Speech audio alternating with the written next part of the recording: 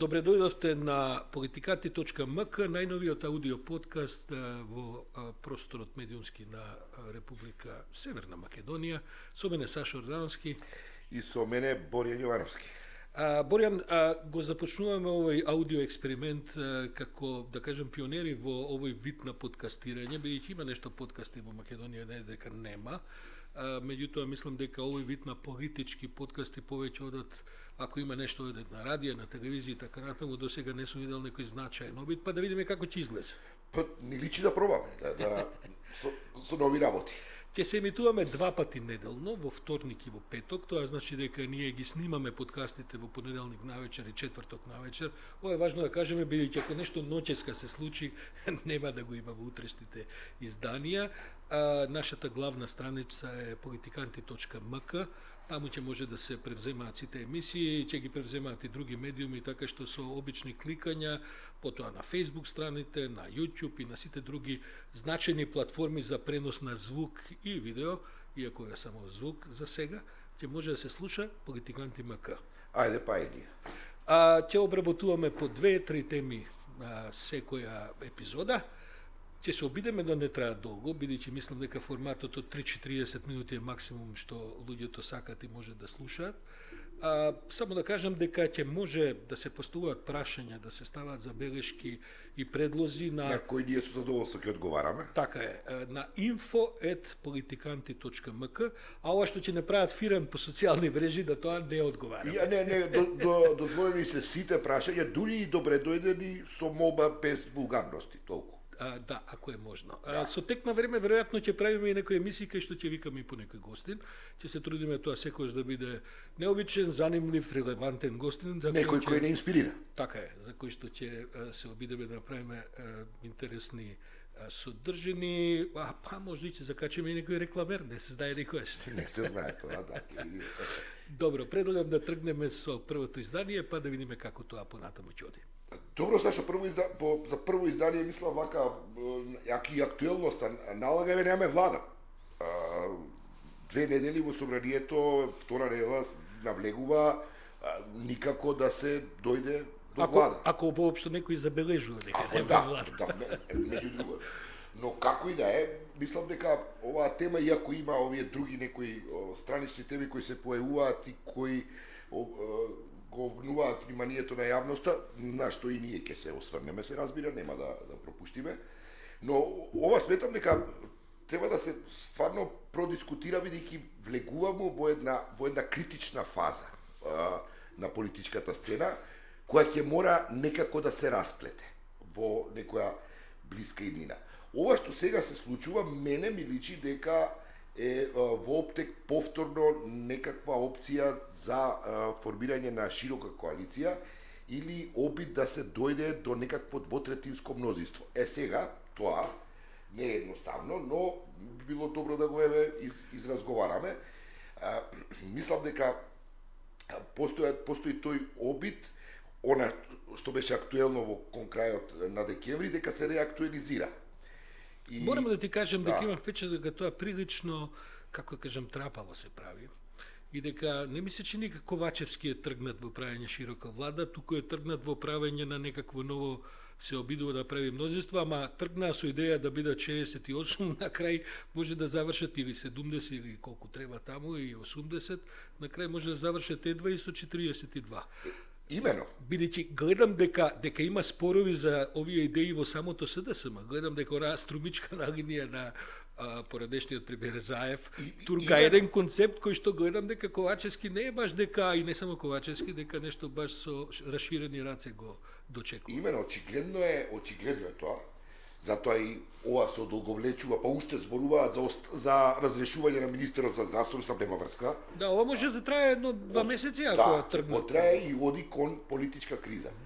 Прашањето е кој ќе биде расплетот. И сега тука има повеќе сценарии. Да, едното е очигледно таа широка коалиција со ВМРО, во која се сите ќе влезат, што не е едноставно и што не е неризично. Не гледам сигнали од другата страна дека се подготвени за таков вид на коалиција. Јас мислам дека Ковачевски е тука, натре постои суди дека Ковачевски не е за таа опција. Од друга страна, Бојан Маничич од Минхен прати една порака која вика треба да седнеме да разговараме со ВМРО ДПМН.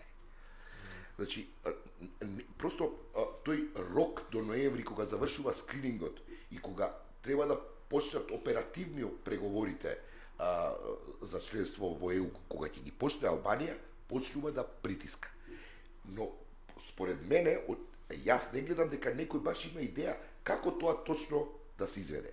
Бидејќи широка коалиција има мани, идејата, ако не се лажам, беше 8 години ВМРО и СДС и сите други во власт, но тука постава отвара прашањето кој е корективот, имаме ли демократија, кој ќе биде чекен баланс во еден таков систем, дали тоа нема да значи договарање за неказливост? Навистина веруваш дека нешто во Македонија може да издржи 8 години? Што ќе се договори? Например, тоа е... Мислам, ја би се изненадил и 8 месеци ако издржи, а не 8 години. Има реални проблеми, одговори кои треба се најдат. Суштината на проблемот е всушност дека мора да се најде некакво решение за продолжување на европскиот пат. Имено. Ова што го туркаат овие од СДСМ и од ДУИ и така натаму, то колку што изгледа така како што изгледа со сите противречности, тоа може и по пат да се распадне, прилично делува дека не се баш консолидирани во сите идеи, им излегуваат и партнери од владата за кои мислеа дека ќе го зголемат мнозинството, им се случува на распад. Но од другата страна имаш една страна која што сето тоа го како да кажем, повторно од трибидите го гледа и не нуди никакви решенија, а како што е познато на крајот, без разлика, дури ако се стигне до вонредни избори, овдека влади се формираат врз принципот на тоа дали можат или не можат клучните проблеми да ги решават. И тогаш меѓународниот фактор игра клучна улога.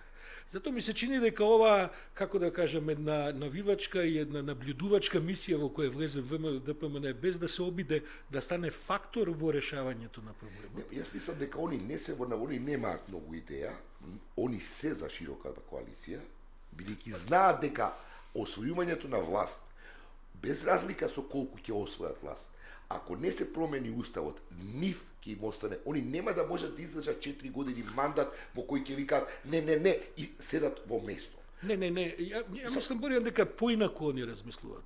Нивното размислување чека да дојдеме ние на власт. Па после ќе видиме што ќе правиме.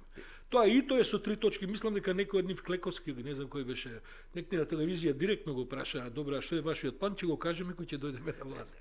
Мислам дека тој вид на одговори ќе ги донесе до тоа да не дојдат. Заради легитимитетот ќе им треба албански партнер. Ниту една албанска партија не може да влезе во дил коалицијски кај што може би една година и пол да издржи. Морам да кажам но не може да издржи. Те разбирам, тоа е македонската политичка шема, но таа шема може да се растегнува како да кажем, како ластик и како некаква пружина и да фаќа различни должини, величини и така натаму.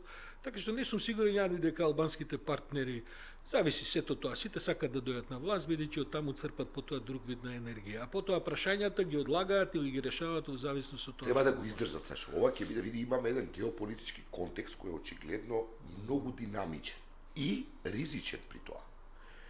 Очигледно е дека имаме ново цртање на Јалта, за среќа ние сме на западната хемисфера. И тука нема многу играње. Овој пат вниманието како што гледаш на американците особено е голем. Да, ако ми дозволиш, ова што го велиш за среќа ние сме на другата страна. Мислам дека не е за среќа, туку тоа се одработи. Мислам дека ова сега иста ситуација која се повторува на македонската опозиција, тие повторно не разбираат дека ќе останат надвор од процесите кои што се клучни за Македонија. Тие може биде при тоа ако смеам да забележам, ајде сега да не бидам генерално кажано, проблемите кои што ги произведе Бугарија на едно неверојатно ниво и на едно, како да кажем, апсолутно неприфатливо, несоседско, недобронамерно ниво, од другата страна се наоѓаат се сами ВМРО-вци.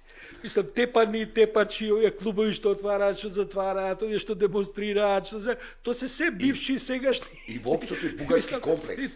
Е во ВМРО внатре. Така, и сега да тоа биде главната кочница во подобрување на атмосферата, се разбира, бугарите се сепак водечки во целиот контекст, но од македонска страна, да ти бидеш дел од проблемот, да не сакаш воопшто да придонесе со ништо да тој се решава, не е добра препорака за надеж дека ќе те дочекаат на власт со не знам какво широки отворени раци. Добар шлагворд ми даде за ова, сега би сакал ова да чисто едно мало подсетување.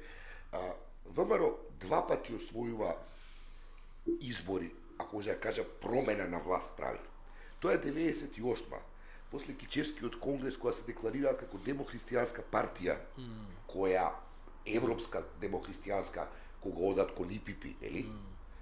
И тогаш успеваат со таа агенда да го добијат вниманието, особено на неопределените. И вториот пат е 2006-та, кога Груевски настапува со протоколовата боја како реформатор, технократ со европска агенда. Тоа се нивните 2 големи успеси. Сите нивни националистички агенди до сега пропаднаа во вода. Иако на избори тие знаат да резултираат можеби и со повеќе гласови, меѓутоа не е овдека прашањето дури кој ќе победи на избори, прашањето е кој формира влада. За среќа македонскиот политички модел е доволно избалансиран и компликуван заради за среќа имањето на албанските партии, ова големо, да кажем, големата заедница на етнички албанци кои што живее во Македонија ги артикулира своите политички интереси низ повеќе партии, така што е невозможно дури во ситуација ВМРО или СДСМ да направат изборен резултат со 62 пратеници да се владее без учество на албански фактори. Сакам да кажем, значи, тоа е убавината на моделот што потоа те тера да правиш компромиси, а компромисите во политиката знаат да произведат врамнотежени агенди кои што тераат кон прогрес. Мултикултурата, апропо генерално, нас не прави персе европска држава. Но би сакал, знаеш, има една, и таа тенденција е очигледна во ВМРО, да се буди незадоволството, да се подгрева незадоволството и да се пушта во оптеки, тоа е многу присутно ако излезеш малце надвор. Дека албанците, им ја дадохме државата на албанците. И сега, на што тоа се резултира затоа што СДС на која карта игра? Ќе одиме на избори, ние со сите албански партии како европски блок и ќе се конфронтираме со антиевропскиот блок. Ќе наседнат на играта затоа што ВМРО нема тоа да им го сервира како антиевропско и проевропско, туку ќе влезат во игратка на антиалбанската песна ќе ја отворат повторно. За жал, голем дел од македонското население, за жал уште ја гризе таа јадица. Добро. И тука постои ризик ВМРО и левица 61 во такви услови да освоја. Во реќе тоа и нека освојат 61 и потоа многу ме интересира каква ќе биде таа следна влада што ќе направат. Имено затоа нема да политичката програма на таа влада. Нема од една страна, од друга страна, Борјан, скандалозно е како СДСМ не успева да произведе наратив кој што ќе представува некаква поперспективна, пооптимистичка слика, некаква визија, освен ова блебетање за Европската унија како нели тоа што го слушаме од сите. Звучи као бла-бла. Така, бла-бла, бидејќи тоа било и пред 10 и пред 20, ќе биде можда и за следните 10 години. Ова раководство на СДСМ кое што не остава голем впечаток на, како да кажем, на некаква способност да произведе, јас сум се занимавал со тоа, тие не можат да произведат ни наратив, ни идеологија, бидејќи таму нема луѓе кои тоа го разбираат. Они можат само да, и тоа го прават, дури можеби во некои домени релативно успешно, да менаџираат кризи, и евентуално ова околу економија, бизнис, менеджмент, тука им се капацитетите, има неколку мина кои што се подобри и така натаму, и сега тоа е прашање на ништо друго потоа не разбираат, нити можат, нити успеваат да произведат како наратив. Во тоа е проблемот кој ја отвара вратата за идејата за широка коалиција. За жал, СДС дојде како либерална тенденција која се спротивстави на авторитарна власт и успеа да ја сруши. Потоа излегоа на терен и застанаа. Публика на трибини чека топката да се шутне, они застанаа. И еве 6-та година они не успеваат пеналот да го шутнат. Ама тоа... Само ова се вака се изразувам, како ти кажа, ама еве со Мишко Ралев кој е член, најстариот член на управниот одбор на централниот одбор на СДС разговарам. Они немаат разговор, Сашо, постои една општа апатија која настана, тој авторитарноста падна, но либерална тенденција нема. Добро, ама тоа направи вакуум. Тоа е наследство од Зоран Заев, кој што со својата харизма и со своето, како да кажам, со својот оригинален стил во политиката, другарче стил, успеваше да пополни празнини кои што се огромни, и кои што привлекуваше потоа разноразни кругови околу себе, кои што нешто и произведува. Како тој си замина, сега мислам дека СДСМ е во реална ситуација да дојде до судир меѓу Заев и Ковачевски. И тој судир може биде драматичен, и тој судир може, бидејќи ние во принцип... Јас гледам во најава е тоа. Па ние не го знаеме договорот меѓу Ковачевски и Заев за тоа зашто Ковачевски се прифати да биде премиер. Тоа сепак е еден џокер кој што се извади од рака. Да, тоа беше стварно нејасно. Ковачевски е човек со многу способности, меѓутоа за да се влезе во политика на првото место и така натаму, не е само да знаеш да менаџираш, туку треба да имаш и одредени визионерски. Тоа јас не можам од него да чујам дека идеолошкиот наратив на либерален не можам да го фатам просто. Да ти кажам дека Мишко вика, ја во интервјуто му викам, барем едно парче од зградата да олјупевте, за да ја видиме старата конструкција зграда, на владата. Говори за зградата славен, наградуван, пар екселанс модернистички објект. Они не успеваат тоа да го направат. Разбирам дека е скапо на се да се руши.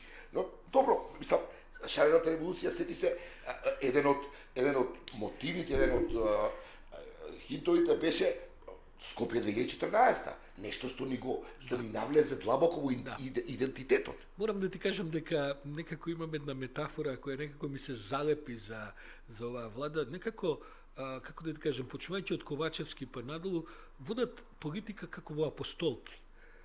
Така, се костумосани, вратоврски, ама долу да место да имаат чевли, како да имаат апостолки и шлапаат. Да, не, они би биле добри сега во Луксембург, да речем. Така, нема се решено. И сега они во Луксембург, нешто тоа техно, одржаваат систем. Иако и тука имаат проблеми во ФЗО, им падна, не може да се собере. И тој тип на работи кој просто не се простува и јавноста не може да... Борјан, не сум сигурен дека можеме да исцрпиме оваа тема и да разговараме но очигледно влагаме, ми се чини дека влегуваме во политичка криза, од која јас се надевам дека сепак ќе се најде некое решение, јас стварно појма немам. Јас не знам, еве да видиме, но како и да е, дојдели сме во фаза на ресет, многу работи излегуваат на површина, стануваат се повидливи. Ќе цитирам еден висок дипломат тука кај нас, кој во една прилика ми речи како се случуваат работи, така се повеќе тоа флешови ми доаѓаат од тој разговор. Вие сте, вика, во фаза на катарза. И тоа е, мислам, една точна диагноза за нас. Па, ако смеам да забележам за да поминеме на следната тема, да. Ова е вистинска катарза што се случува околу ова несреќно интервју кое што во медиумскиот простор. Во медиумскиот простор, ова што предизвика, како се казва, Ќуберов, Лазаров со ова прочуено интервју веќе на Латас и така предлагам кратка пауза, па да видиме тоа следното.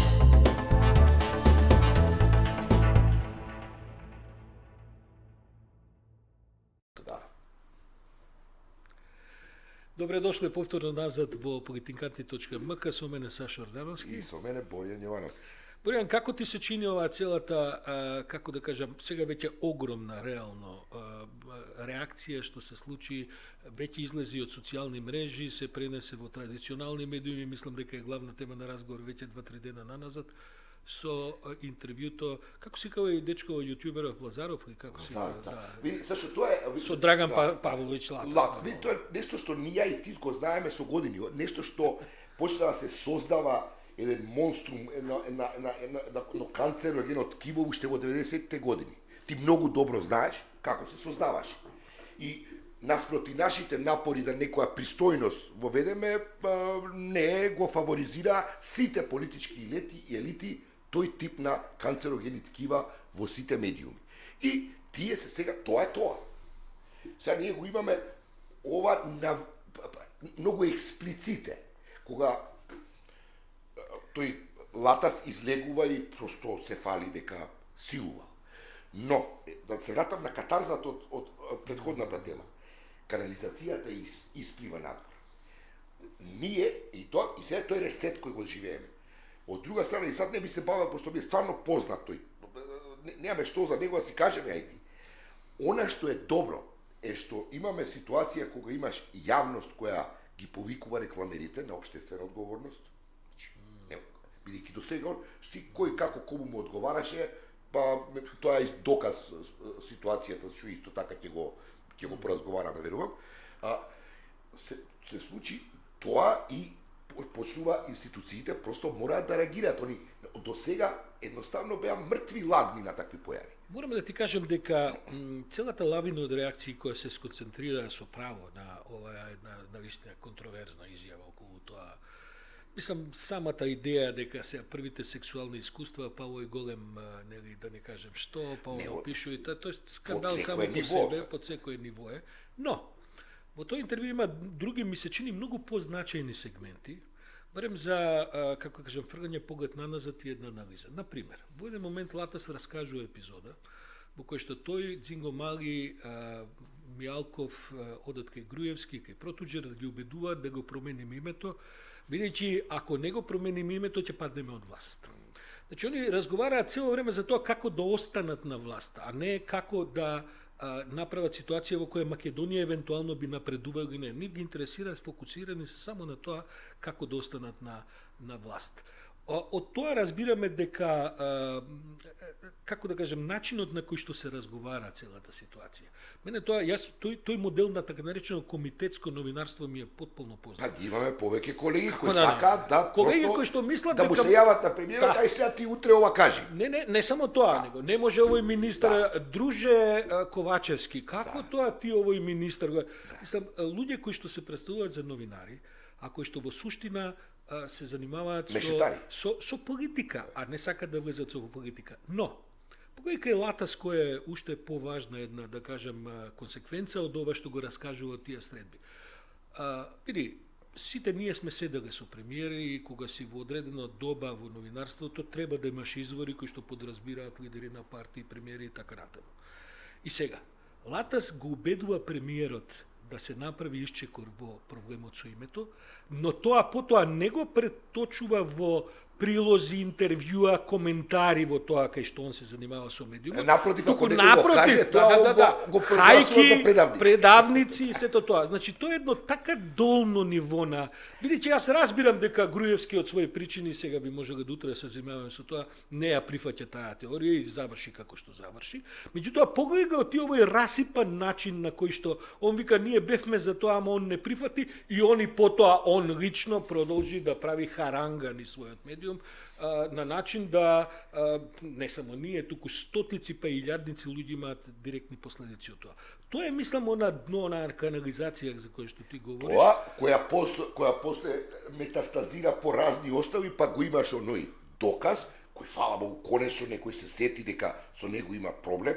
Пази, молим те, будат 90.000 евра, па потегли доман, по фиоки, не ги собере се, не може да ги напишам. Го наместиле како што треба полициски, како што се прават тој вид на, значи, на случаи. Очигледно е дека тој се обидувал, очигледно е. Сега, никој не е виновен додека не биде докажен дека е виновен. Меѓутоа, од ова што протекува низ јавноста е дека човекот се занимава со години, се занимава со тој вид на активности кои што не се новинарство, ја не знам. Проблем е новинарство. Проблем е што околу него утрчуваат луѓе од сите политички структури. Ние за да излечиме поуката од тој случај, без разлика што ќе се случи со тој Маријан Илцика, како се вика тој. Да, мислам, да. Значи, без разлика со него што ќе се случи, треба да се расклопи целата машинерија која што го ранела со, како да кажем, со тој вид на намери, со податоци, таму има работи кои што не смееле да истекуваат од истраги, од не знам какви документи и така натаму, а тоа се случувало. Ако сега тоа не се... ако сега тоа не се раскринка, тогаш се плашам дека ќе заврши на некаква осуда за овој и ќе помине тој случај и некој ќе продолжи да ги практикува тие методи. Моето проклетство е што сум стално оптимист, вака некоја што ме чини, но добро, нема врска. Види, да, добро е што доаѓа, бидејќи мора да се решаваат некои работи. Ние, на пример, конечно треба да отвориме дебатата во ова општество, што значи слобода на изразување. Бидејќи знаеш, мејнстримот е, па слободно, па ако сега можам да кажам што сакам. Не можеш да кажеш што сакаш кога си во јавниот простор. Морам да ти кажам дека таа дебата не треба да се отвора, бидејќи не треба никогаш ни да се затвора. Значи, точно. Тоа е дебата која што трае, секоја генерација мора да помине. Но ние мора да освоиме некои елементарни, светски е проблем, некои елементарни локации во таа Морам само за да ја завршиме оваа тема да кажам дека Лата столку се трудеше да биде заборавен од македонската јавност, се повлече размислување на самоубиство, што секако не е нешто што човек треба да се свити, така натаму депресија и сето тоа. И сега со ова интервју се врати во центарот на всушност направи една услуга на македонската јавност да се како да кажем, да се дозавршат дебатите кои што некогаш се почна заради одовлекување судски процеси, така не се заврши, сега тоа веќе е онака се да се потсети кој е човек кој го креирал јавното мислење. Не само он, туку начинот како се креирало јавното мислење. Мислам да ти кажам, јас го гледам овој молк од страна на ВМРО ДПМН, не знам зошто молчат, барем искрен да бидам, не сум баш... Па на повише од пола име пријател сега, како да ти кажам. Дури има, еве ги гледам, некои од нив се обитуваат, што тоа, каде тоа рекол, што рекол, нема, тоа, па се обидуваат да го релативизираат сега, тоа као нема врска, тоа е као шега некако шега, она беше одвратно, брутално, мислам. Една непромислена голема глупост и на крајот да заклучам за овој момак за овој момче кој што прави YouTube и така натаму, ја на крајот стварно не разбирам зошто е толку тешко човек да се извини. Ако на него, навистина, целата ситуација делува цинично, овој таму се изживува, овој уште повеќе го поттикнува и така натаму, и ова се што се коментира во суштина е точно. Меѓутоа, што е толку проблем да тој момак излезе и каже, видите, ја направив грешка, се извинувам, ме понесе атмосферата. Зашто е толку проблем во Македонија да се извини? Се извинува. Прво напиша се извинува, па ги нападна овие хајка што прават се тие што се против семејните вредности, па потоа го скрати, остана само на извинување. Тоа не сум го видел, бидејќи ја ретко сум на социјалните мрежи и немам точен увид, но не видов дека тоа некако, како да кажем, ја гледам оваа хистерија са мајка му кинела книжки, не знам, емисијата валда веќе е тргна од YouTube и така натаму. Човече, па ние сме јас сум се извинувал во професионалниот живот. Мислам, освен ако, како да кажем, ние грешиме, клучот е да не бидат намерни грешките, да не бидат инаку. Се разбира кога со години работиш, ти се случува и во овој подкаст ние понекогаш ќе се извиниме, бидејќи не секогаш ќе бидеме во право проверени. Околу ова треба се следи ова со доказ, особено да знаеш, бидејќи ова е стварно рекет сериозен и тука има еден што го следи, мислам. Кој се има еден што го следи, бидејќи уште доста беше пред. На прошет. Он ќе да информира за целите работите. Има многу интересни луѓе внатре од двете политички структури, јас колку што разбрав, не е исклучено да се прошири истрагата и да видиме до кај сме со таа работа. Јас немам некој голем оптимизам, Боријан, во таа насока, овдека ништо никогаш не е завршено како што треба, нема ни. Апелот е до јавноста, па сега ние не кажуваме на премиери што да прават, имаме јавност. Оваа реакција на јавноста во однос на Латас покажува дека има едно зрење и дека има една критичка, да кажем, моќ веќе во јавноста, која што реагира и овој тип на скандалозни, како што и овој случај кој ќе видиме како судски ќе се разрешува со доказ и така натаму, дека јавноста веќе не е подготвена да толерира тој вид на фаули и тој вид на скандал. И ние ќе мора да се уклучиме во некои светски текови, да се прилагодиме кон она што го реков западна хемисфера пред малку во новата Јалта, за тоа последнава тема. Да. И имаме уште едно 5 минути да заклучиме со ситуацијата после Минхенската конференција и оваа ненадејна, а може би очекувана посета на Бајден на Киев.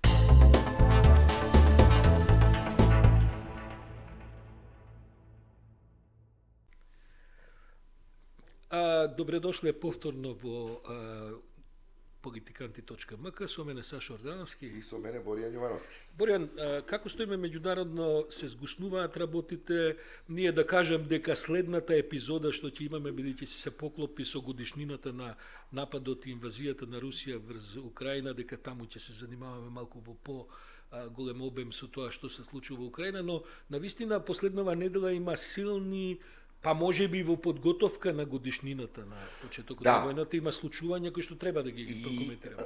Михенската интересно, се пратија многу значајни пораки од Михенската конференција. После онаа изјава на Бајден кога Зеленски беше кај него, Бајден рече би разговарал со Путин. Путин очигледно не си има јавено. Затоа сега потпредседателката Камала Харис стигна и рече дека е воено злосторство што се прави. Неколку пораки се испратени на единство европско и американско со потреба за испраќање што побрзо оружје и од Михенската конференција исто така јасна порака дека нема дил со териториите. Значи, ќе се оди до пораст на Путин, односно негово тргање од Украина. Како ќе се изведе тоа, тоа е друго прашање. Но впечатокот како и кога, исто така. Впечатокот што бие се случува во Минхен. Минхенскиот договор од 1939 е како символ има останато во меѓународните односи на неуспех на демократијата да се спротивстави на тоталитарните режими, кога му наседнуваат на Хитлер Судетската област да му ја дадат. Како подпишуваат британците и французите да му ја дадат, така он не застанува. Мислам дека таа лекција веќе е научена и мислам дека Минхен за прв пат конференцијата беше всушност со таква силна нота на обединетоста на Западот против ова што се случува во Украина. Веќе мислам дека таму порано заради присуството на повисоки, да кажем, функционери и од Русија, и од Кина, и од други земји и така натаму, можеби беше поинтернационална некаква атмосферата. Овој пат заради притисокот на украинската криза се разбира практично целата конференција, речиси целата помина во третирање на тоа и во еден унисон